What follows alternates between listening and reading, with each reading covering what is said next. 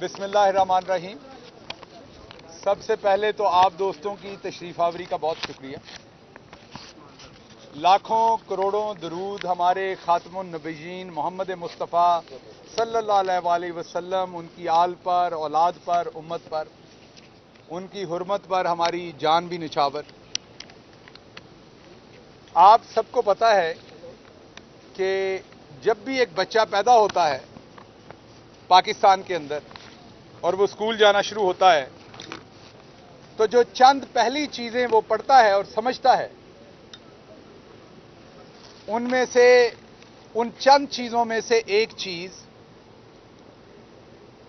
6 सितंबर के दिन की कहानी है। 6 सितंबर के दिन और रात की कहानी, और उससे पहले के जो चंद अयाम हैं उसमें इस कौम की माओं ने जो बहादुर सपूत पैदा किए और उन्होंने अपनी माओं के दूध की लाज रखते हुए दुश्मन से तादाद में भी कम होने की बावजूद, असले की ताकत से भी कम होने के बावजूद और मालो दौलत और दूसरे रिसोर्सेज कम होने के बावजूद सिर्फ एक नया मुल्क बने हुए, अभी जिसको 20 साल भी नहीं हुए थे, माओं ने ऐसे बेटे जने कि उन बेटों ने ना सिर्फ दुश्मन के खिलाफ जंग लड़ते हुए इस मुल्क के चप्पे चप्पे का दिफा किया, बल्कि उन्हें मरदूदां उन्होंने घर तक छड़ के आए।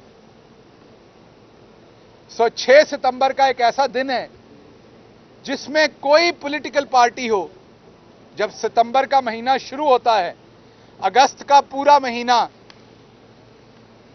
पूरा पाकिस्तान हरे रंग में रंगा होता है।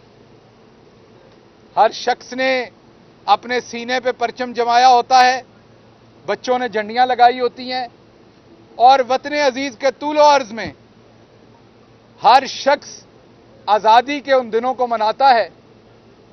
और जैसे ही सितंबर का महीना शुरू होता है तो पूरा मुल्क जो है वो अपने शोहदा के खून की लाली को याद करता है, उस बहे हुए खून की खुशबू को याद करता है और इस चीज का अयादा करता है हर शख्स।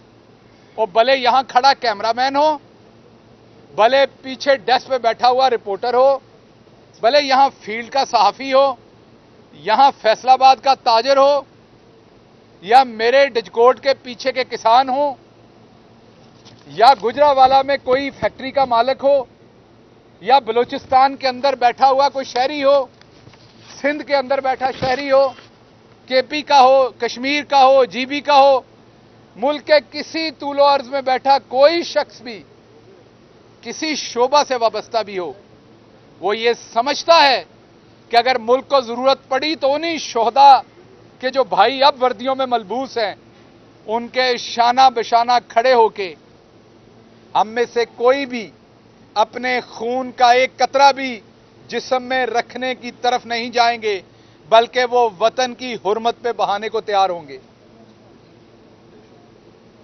आज मैंने भी हाजिरी दी हमारे पाकिस्तान एयरफोर्स, जिसके ऊपर पूरे पाकिस्तान को फख्र है।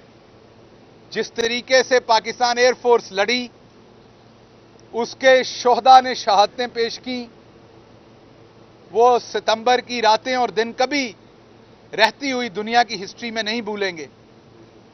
हमें अपनी एयरफोर्स के उन शहीदों पर और हमारी आज की एयरफोर्स पर और हमारी दूसरी अफवाज पर फख्र है। आज भी जो हमारी एयरफोर्स है उसकी जो क़यादत है वो एक बेहतरीन एयर मार्शल साहब के हाथ में है और पूरी कौम अपनी एयरफोर्स और अपनी अफवाज के पीछे खड़ी है।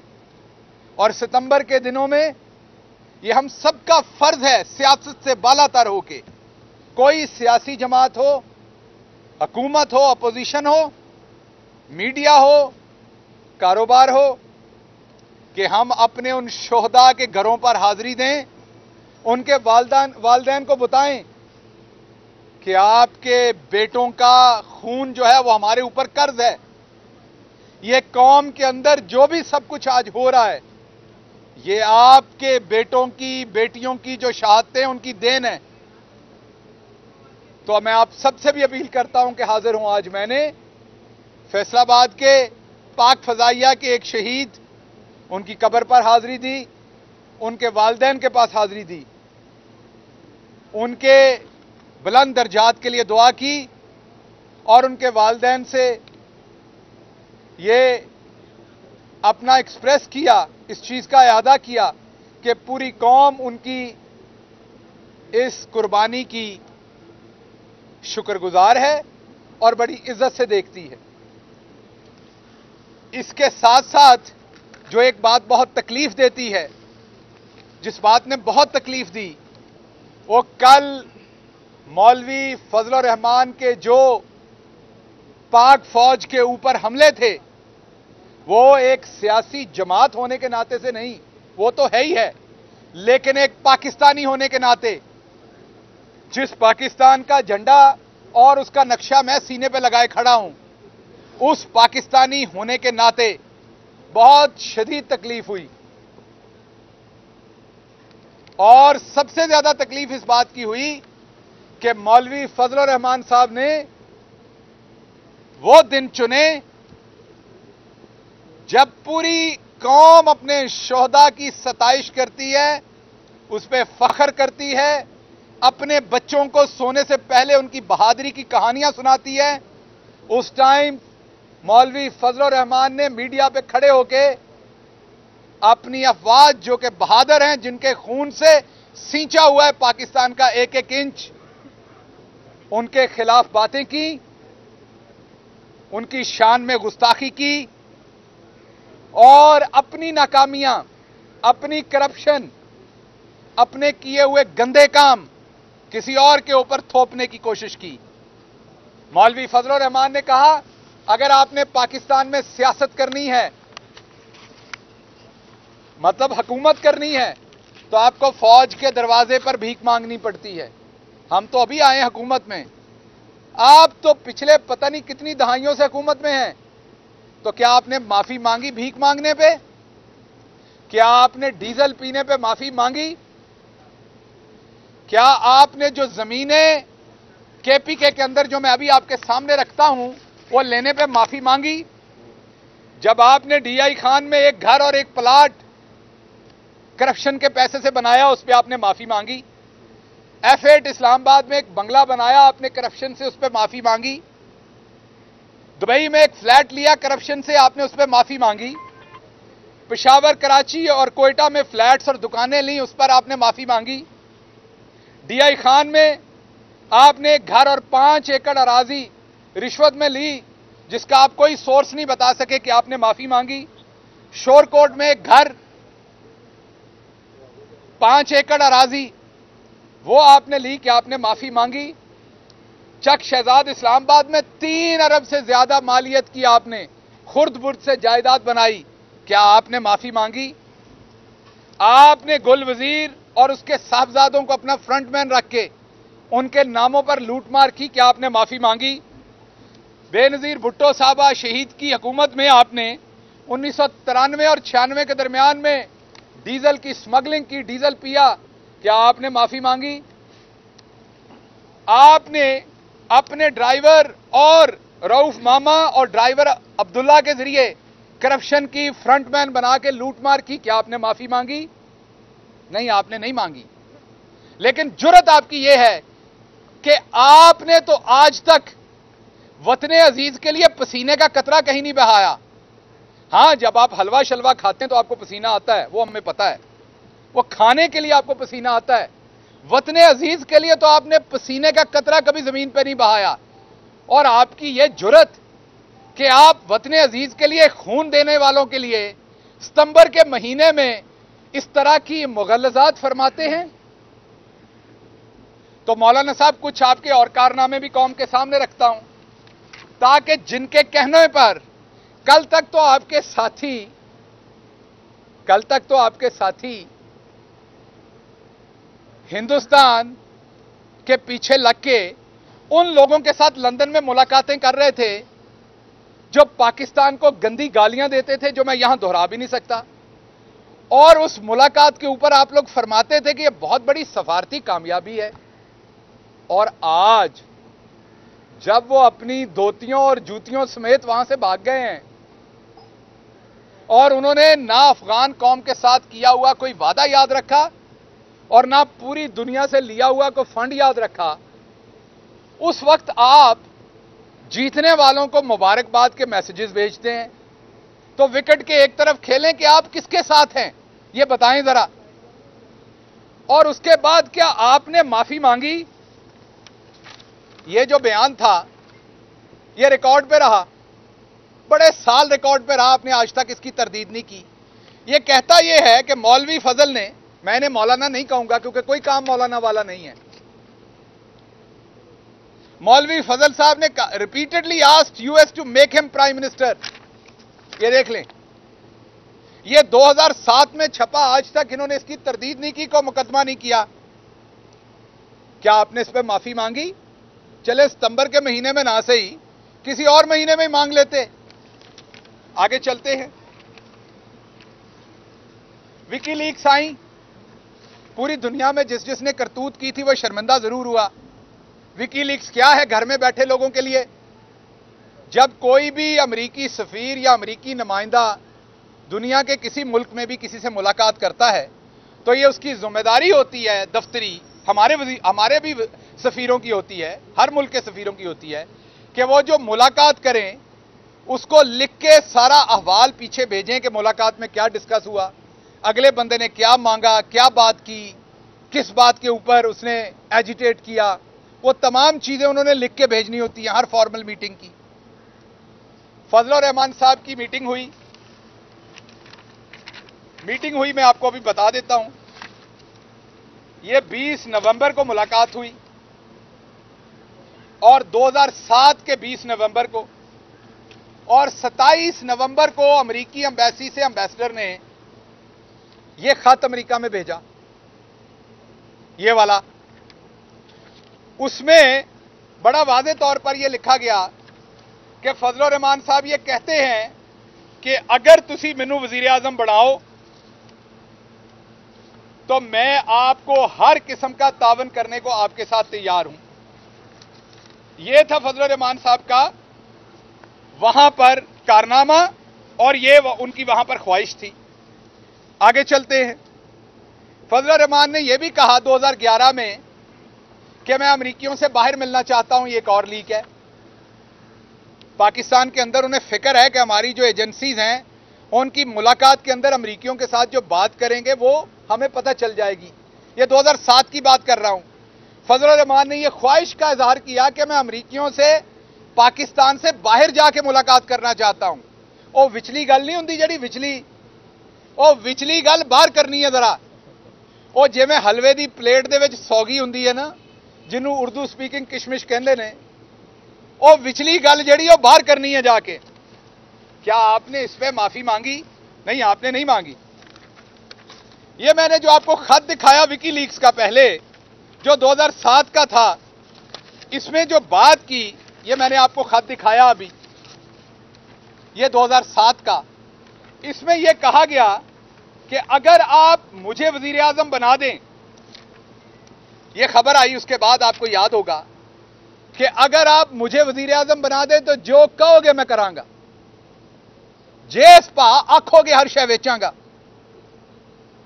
शायद शहर तो बाहर लोगों को पता ना लगे, हुण जरा रिवाज बदल गया है। जदों मैं स्कूले पढ़दा सां ते असीं बार्टर सिस्टम च छावां खरीदी दियां सन पिंड, मैं आप भी। जिहड़ा सस्ता फ्रूट हुंदा सी ਉਹ दाणियां तो 2 तोल हुंदा सी, मौलवी फजल साहब वर्गा, ते जिहड़ा महंगा फ्रूट हुंदा सी ਉਹ कोई दाणियां तो आधी हुंदा सी, कोई दाणियां दे भाव हुंदा सी। ਉਹ घरों असीं छन्ना दाणियां दा भर के देईदा सी ते ਉਹਦੇ हिसाब नाल तोल के अगों फ्रूट दिंदा सी। ये मैं आप लैंदा रहा। ਇਹ ਲੋਕਾਂ ਨੂੰ ਲੱਗਦਾ दुनिया 'ਚ बड़ी तरक्की हो गई, ਸਾਡੇ ਪਿੰਡਾਂ 'ਚ ਤੇ ਅਜੇ ਵੀ ਉਹੀ हाल है। ਹੁਣ ਜਾ ਕੇ ਉੱਥੇ कुछ काम हो रहा, स्कूल अगे बनवा रहे हैं। सो क्या आपने इस पर माफी मांगी? मौलवी फजल साहब, उसके बाद अकाउंटेबिलिटी ब्यूरो ने आपने जो करप्शन और लूटमार की अरबों रुपए की, उस पर आपको बुलाया और आपने कहा कि मुझे कोई करप्शन के इल्जाम में नहीं बुला सकता, मैं किसी अदालत को जवाबदेह नहीं हूं, मैं किसी नैब के सामने हाजिर नहीं होऊंगा। क्यों आप मुसलमान नहीं हैं? आप किस चीज के मौलवी हैं? क्योंकि जिस मजहब का पैरोकार मैं हूं,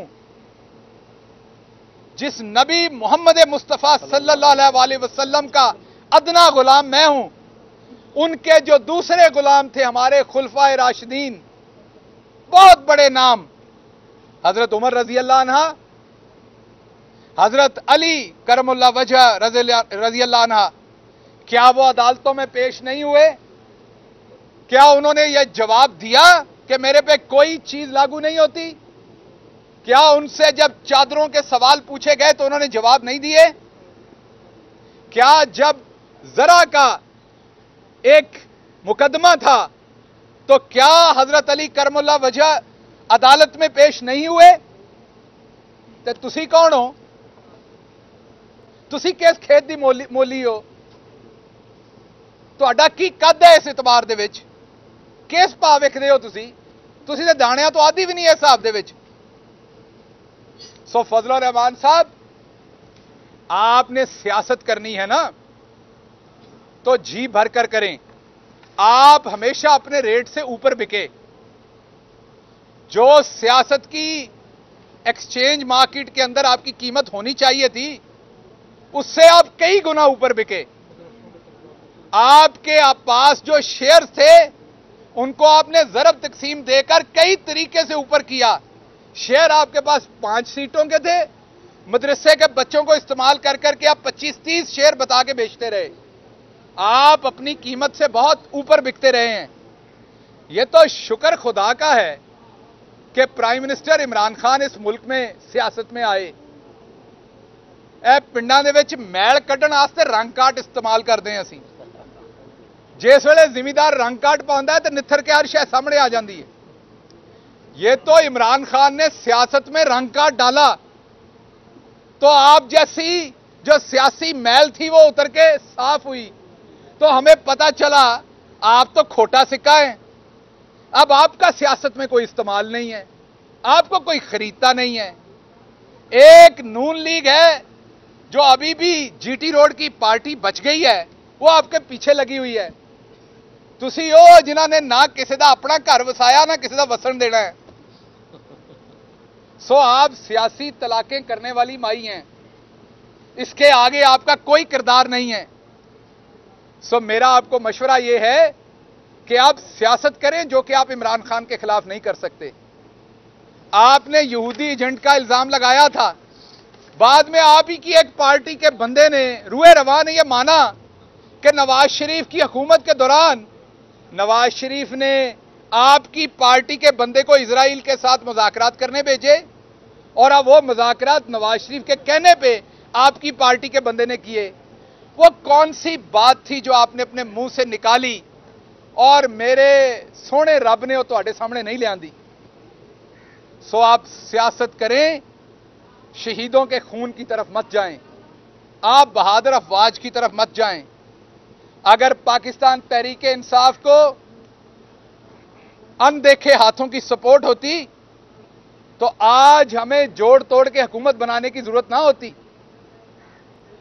हम तो बल्कि ये कहते हैं कि सिस्टम में उस टाइम भी नून लीग का बहुत बड़ा स्टेक था और उन्होंने बड़े पैमाने पे छोटे लेवल पे रहते हुए बहुत सारी धांधली की, जिसके लिए हम अब इलेक्ट्रॉनिक वोटिंग लेके आ रहे हैं।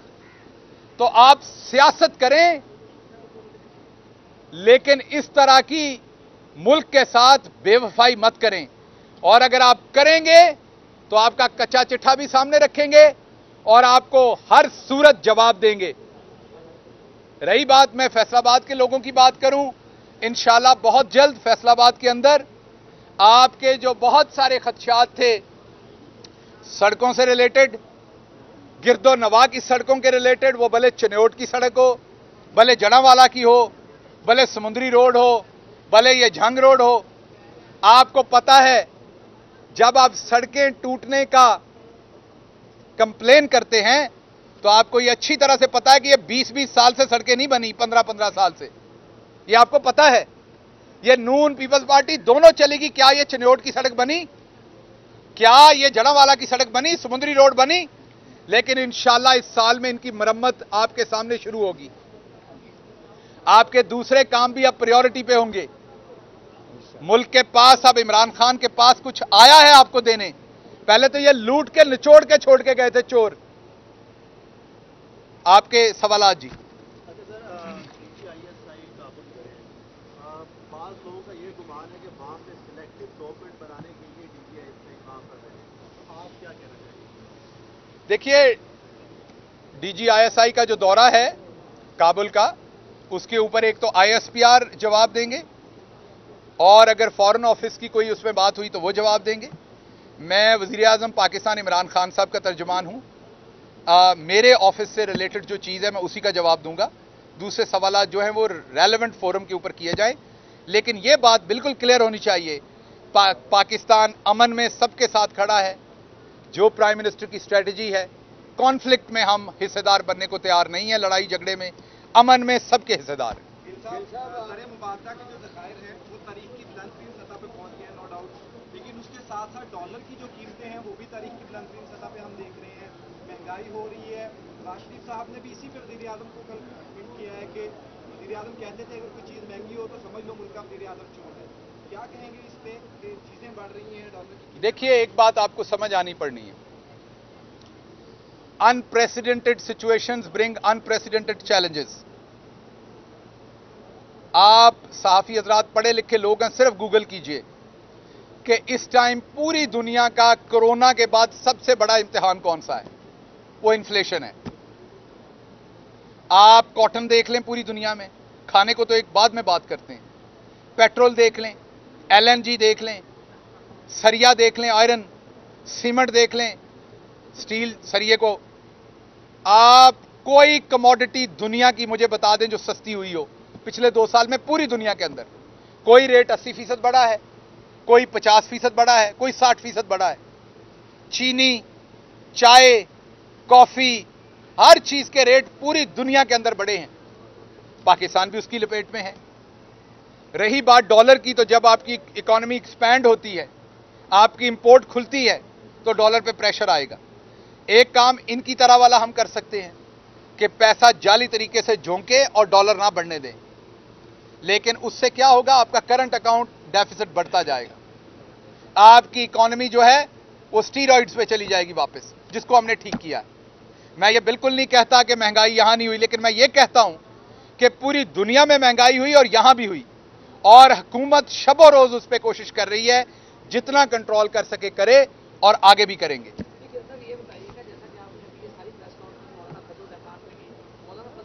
कल ये बयान सामने आया है कि हमें पैगामात दिए जा रहे हैं कि हमारी हुकूमत को चलने दिया जाए। सर, वो कौन लोग हैं जो पैगामात लेके जा रहे हैं या जिन्होंने ये पैगामात भिजवाए हैं?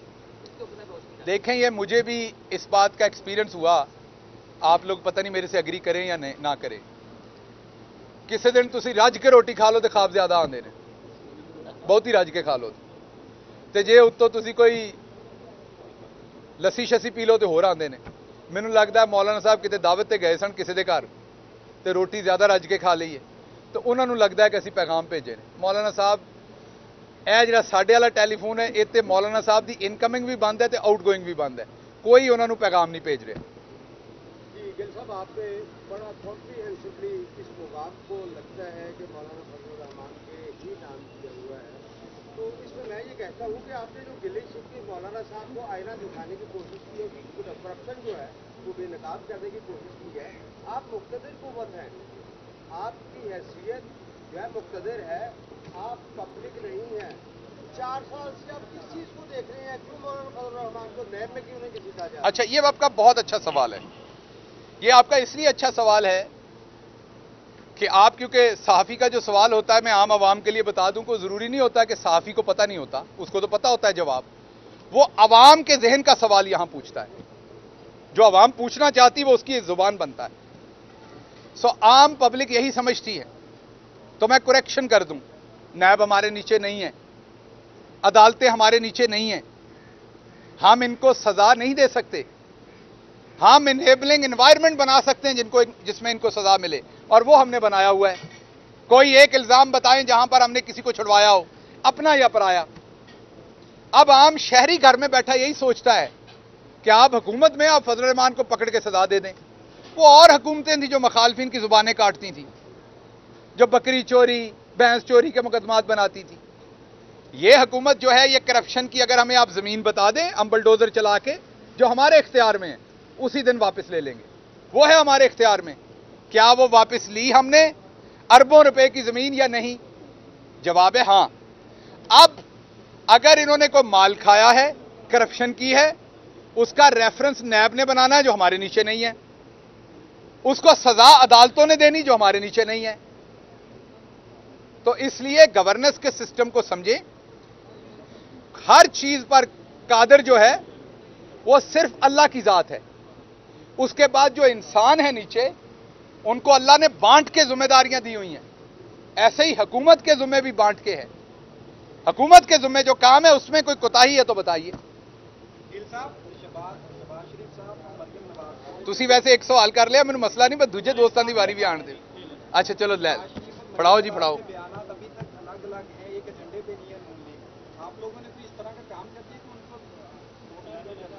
देखिए बात यह है कि शहबाज शरीफ साहब ने अभी मलिक अहमद साहब को अपना तर्जुमान लगाया है, और मलिक साहब ने मुझे खाना खिलाना, उन्होंने एक शर्त लगाई थी मेरे साथ चंद दिन पहले कि अगर सितंबर अक्टूबर में सियालकोट खारियां मोटरवे के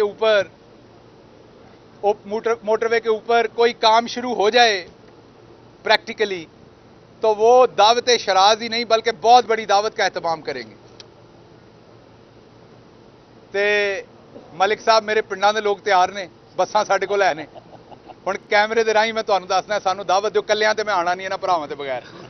दसो तुसीं सानूं भावें चणियां दी दाल खवाओ ते भावें तुसीं सानूं पानी पियाओ सादा, तुसीं एक मुअज़्ज़ज़ फैमिली तो जिस दिन तुसीं दावत देनी असीं हाज़र हो जाना है। पहली गल।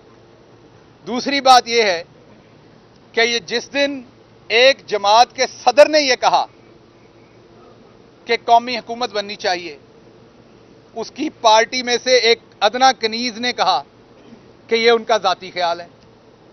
चलो मैं कोई बयान देता हूं ना, या हमारा कोई तर्जुमान बयान देता है, तो पार्टी को लगता है यार को मुश्किल सिचुएशन में डाल दिया है, तो जान कई दफा हम लोग छुड़ा लेते हैं सियासतदान ये कह के कि ये जाती सोच है, ताकि तुसी मीडिया वाले माफी दे दो 2-4 दिन गल अगे तुर पे। क्यों गिल साहब? लेकिन कभी ये दुनिया ने ये माजरा देखा था कि पार्टी का सदर एक बयान दे और पिछों उठ के कोई कवे तो जाती ख्याल है? मसलन तुहाडे अब्बा जी कहन किसी नूं फोन करके कि अज साडे घर फलानी शह घल दिओ, तुसीं फोन करके कहो तो कमला एवें मारदा रहिंदा है, तुसीं अपनी मर्जी करो। यह काम होया जी शहबाज शरीफ नाल। और मैं प्रेस कॉन्फ्रेंस में मैंने कहा कि अब इनको इस्तीफा दे देना चाहिए, इससे ज्यादा इनकी बेइज्जती नहीं हो सकती। उन्होंने इस्तीफा देने की बजाय मलिक अहमद खान साहब दे दिए कि अब ये मेरे तर्जुमान है, अब ये भुगतेंगे। तो मलिक साहब एक मुअज़्ज़ज़ आदमी हैं, और मेरा नहीं ख्याल इन कनीज़ों के साथ पूरे आ सकते हैं, क्योंकि इनका तो काम है सुबह से शाम तक झूठ बोलना। तो शहबाज शरीफ साहब को माफ कीजिएगा, अगर अपने रुतबे का ख्याल नहीं तो पार्टी की सदारत, किसी भी पार्टी की सदारत के रुतबे का होना चाहिए। बेहतर यह है कि लूट मार का माल वापस करें, और ताकि यहां पर वापस सियासत कर सकें, अपनी रोज ये बेइज्जती ना करवाएं। आप सबका बहुत शुक्रिया।